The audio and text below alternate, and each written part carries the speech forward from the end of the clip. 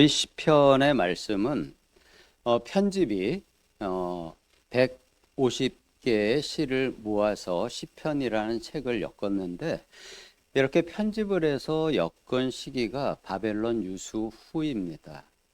그렇기 때문에 보통 한 BC 4, 5세기 아니면 늦게는 2, 3세기까지도 잡기도 합니다.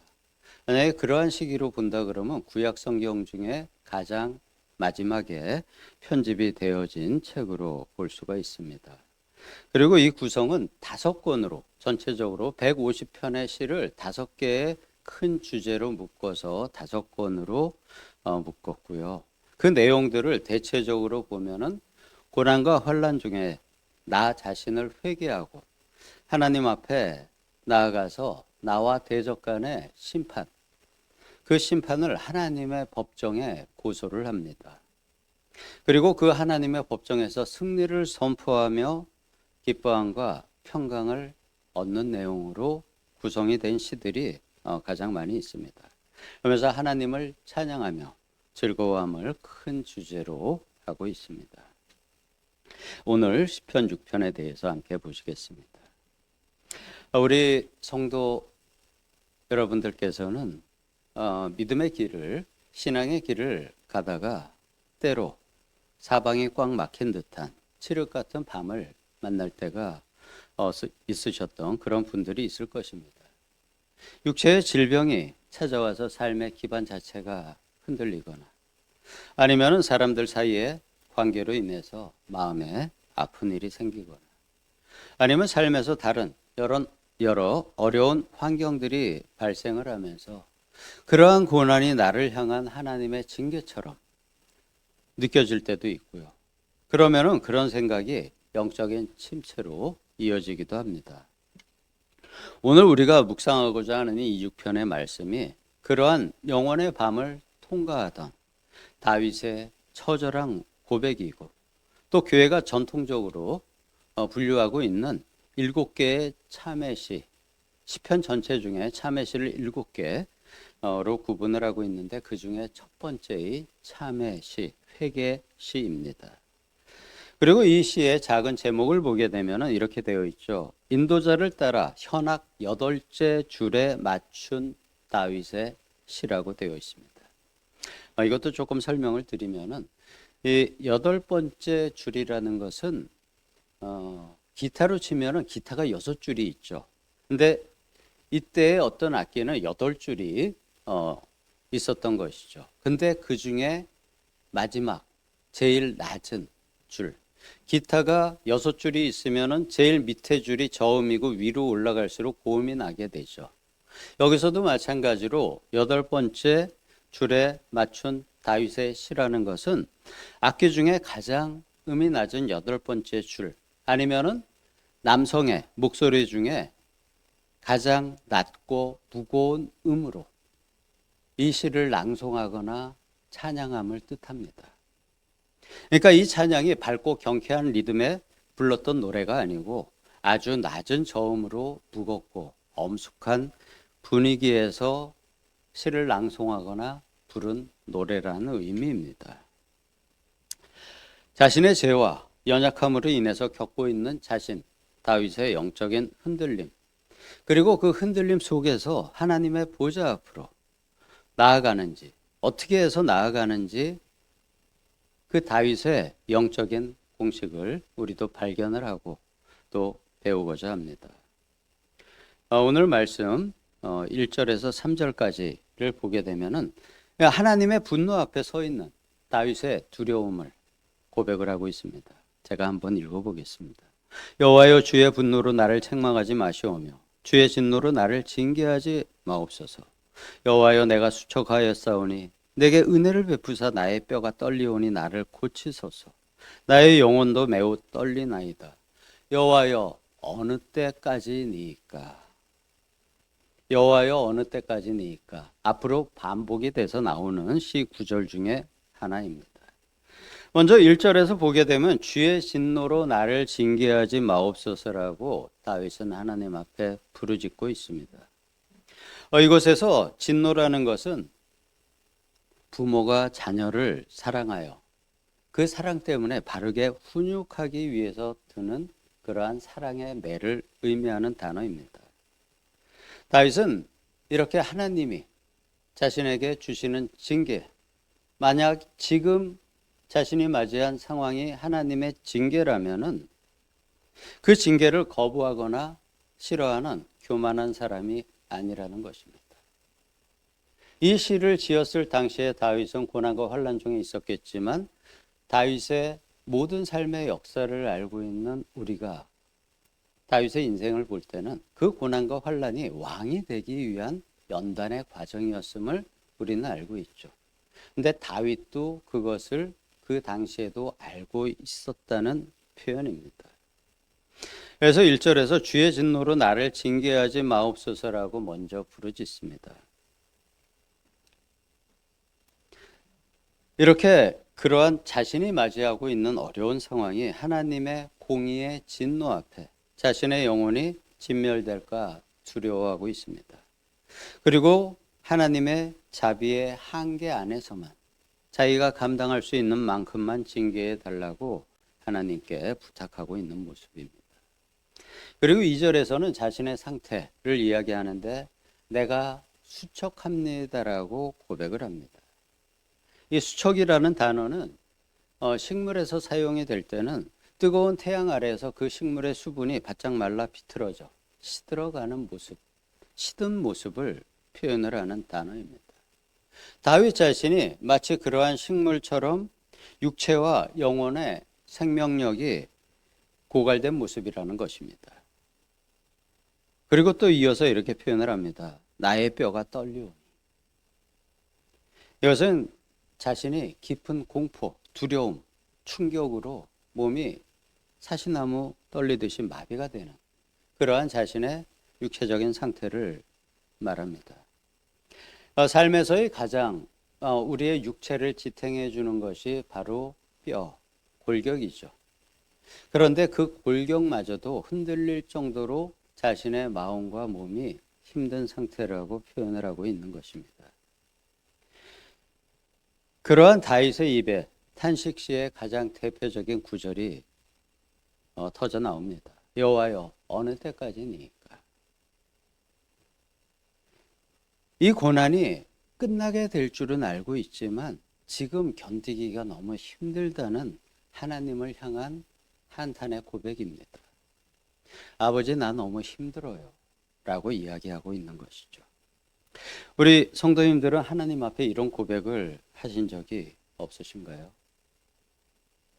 저는 이런 고백을 드린 기억들이 여러 번 있습니다.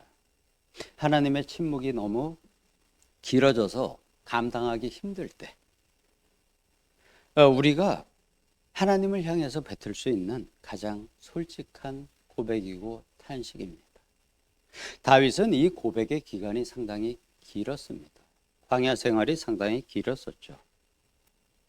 이런 자기의 존재가 붕괴되는 것 같은, 무너지는 것 같은 그 위기에서 다윗이 붙잡은 반전의 열쇠, 그것이 바로 4절의 말씀입니다.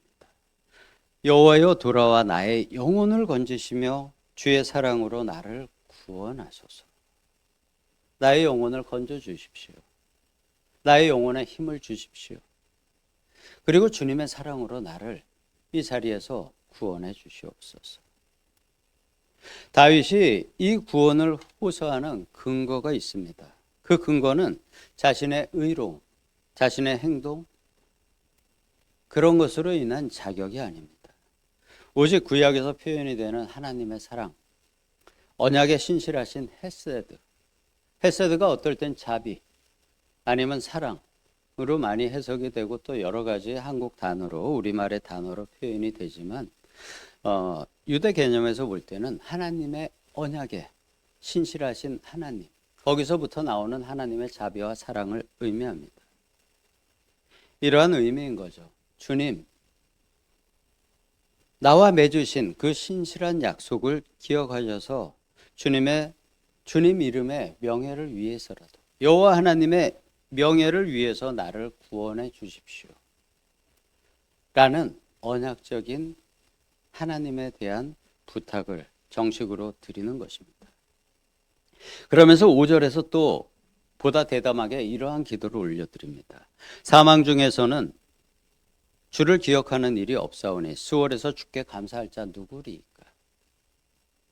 수월이라는 것은 죽은 자가 들어가는 그 아무 말도 할 수 없는 침묵의 장소이죠. 이렇게 이야기하고 있는 것이죠. 내가 죽어서 먼지가 되면 수월에 가게 되면은 어떻게 주님을 예배할 수 있겠습니까? 찬양할 수 있겠습니까? 나를 살려두셔야, 내가 회복되어야 이 땅에서 주님의 영광을 더 찬송할 수 있지 않습니까? 라고 고백하는 것입니다. 찬양 받기를 기뻐하시는 하나님의 성품에 호소를 하고 있는 것입니다. 그리고 6절과 7절에서 이 참회, 회개의 정점에 이르게 됩니다. 내가 탄식함으로 피곤하여 밤마다 눈물로 내 침상을 띄우며 내 이유를 적시나이다. 내 눈이 근심으로 말미암아 쇠하며 내 모든 대적으로 말미암아 어두워졌나이다. 여기서 침상을 띄운다는 것은 이러한 표현입니다. 내 눈물이 너무 많이 흘러서 내 침대를 그 내 눈물의 바다 위에 침상이 떠오른다는 것이죠. 시적으로 과장이 된 그러한 표현입니다. 밤마다 그 자신이 있는 공간에서 흘린 회개의 눈물이 얼마나 깊고 처절했는지를 보여주는 다윗의 표현입니다. 그리고 근심으로 인해서 눈이 썩어지고 문드러져서 시력을 잃을 지경에까지 이르렀으니 그는 이렇게 자신의 죄를 정직하게 대면하면서 애통을 합니다. 깊은, 정말 뼈 깊은 회개에 이르는 회개의 기도를 하나님께 고백하고 있는 것입니다. 다윗은 이렇게 자신의 가장 깊은 곳까지 하나님 앞에 회개에 이르렀던 그러한 영성을 가진 사람이었습니다. 그리고 오늘 본문의 가장 특징을 나타내주는 7절과 8절, 이곳에서 이제 영적인 정서적인 반전을 이야기합니다. 7절에서는 이렇게 죽음의 문턱에 이르러 신음하던 환자와 같은 그 다윗이 8절에 이르자 이제는 대적들을 향해서 오히려 호령하는 사자와 같은 성품으로 변합니다. 너희는, 대적들은 다 나를 떠나라고 명합니다. 제가 읽어보겠습니다. 악을 행하는 너희는 다 나를 떠나라. 여호와께서 내 울음소리를 들으셨도다. 여호와께서 내 간구를 들으셨으며 여호와께서 내 기도를 받으시리로다. 요즘 우리 표현으로 그렇게 이야기하죠. 주 예수 그리스도 이름으로 명하노니 어둠의 모든 세력들은 떠나갈지어다. 우리는 예수님의 이름으로 이야기하지만 여기서 여호와의 이름으로, 하나님의 이름으로 그러한 고백을 하고 있습니다. 너희들은 다 나를 떠나가라. 왜? 여호와 하나님께서, 내 아버지께서 나의 탄식하는 소리를 들으셨도다. 그분께서 나의 고백을 들으시면은 모든 것이 해결이 된다는 것이죠. 여호와께서 내 간구를 들으셨으며 여호와께서, 하나님께서 내 기도를 받으시리로다. 내 기도가 하나님께 상달되어서 그분이 들으시면, 오케이 하시면 모든 것이 해결이 된다는 자신감을 고백하고 있습니다. 다윗은 어떻게 이렇게 순식간에 담대해질 수 있었을까요? 그의 상황이 변화였거나 대적들이 사라진 것이 아닙니다. 그것은 그의 내면에 성령의 증거, 성령의 내적인 증거, 자신의 기도가 하나님께 상달되었다는 영적인 확신이 임했기 때문입니다. 8절에 이렇게 고백을 하죠. 내 울음소리를 들으셨도다. 여기서 이 울음소리의 히브리 원어는 콜비키라는 단어입니다. 이 콜비키는 아이가 엉엉 소리내서 울고 있는 통곡 소리를 의미합니다. 하나님께서는 우리의 말문이 막혀서 터져 나오는 그러한 울음소리와 같은 기도를 인격적으로 들으시는 분이십니다. 그러할 때 생기는 결과가 어떠한지를 10절에서 이야기합니다. 내 모든 원수들이 수치를 당하고 심히 떨미요. 이제 다윗의 뼈와 영혼을 짓눌렀던 그 공포가 이제 다윗 자신이 아닌 그의 대적들에게 옮겨감을 고백합니다. 영적인 자신감입니다. 나의 기도가 하나님께 상달되었고 하나님께서 들으시고 자신의 기도를 이루어 주실 것이라는 것이죠. 이것이 그 광야 생활을 할 때에 다윗이 이르렀던 그의 영성입니다. 하나님께서 들으셨으므로 이제 모든 영적인 전세는 180도 뒤집어진다는 것이죠. 그것에 대한 확신을 이야기하고 있는 것입니다. 이렇게 시편 6편은 우리의 영혼이 한계에 부딪혀 내 몸, 뼈까지 떨릴 때, 그리고 내 마음이, 내 영이 무너질 때, 우리는 낙심하는 것이 아니라 하나님의 그 언약적인 사랑을 붙잡고 눈물로 회개하여야 된다는 것입니다. 바로 그럴 때 우리의 통곡 소리를, 우리의 회개의 소리를 들으시고 우리를 사로잡던 두려움, 그리고 그 두려움이 나에게 떠나서 대적들에게 임하게 될 것이라는, 그리고 그들이 수치를 당하게 될 것이라는 다윗의 고백입니다.